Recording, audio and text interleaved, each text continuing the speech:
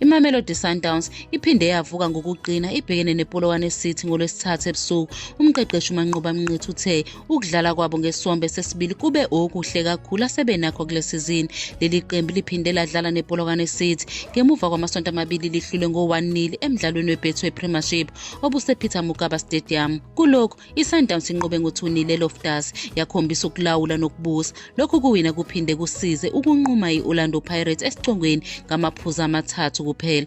Umngqithi ujabulile ngomzamo weqembu wathi ngicabanga ukuthi siwuqale kahle umdlalo besifuna ukunyakaza okungcono nokudlala okusheshayo futhi ilokho esikutholile ekuqaleni. Sizamile ukwakha amathuba okuqala kodwa njengoba besiqhubeka isombe sokuqala sakhululeka ngemuva kokushaya igoli. Sibone abadlali abaningi basesiswini beza phambili okwenze kwabanzima ukudala izinkinga ezithene esombeni sokuqala. Ngesombe sesibili senze kahle kakhulu, cishe ukuqala kwethu okuhle kwesombe sesibili kule sizini bekukhona isiyalo esihle samaqhinga kanye nokushintshana. Asibanga nebhadi lokungawakha amanye amathuba kodwa okumqoka ukuthola umphumela. Kumele ngibonge abadlali ngokuzinikela kwabo kwengeza Umngqithi. Lo mqeqeshi ubize ukuhlula kwabo phambilini iPolokwane City njengephutha wathi ukholelwa ekushintshashintsheni iqembu ukuze kugcinwe abadlali behlanzekile ikakhulukazi njengoba bematasatasa.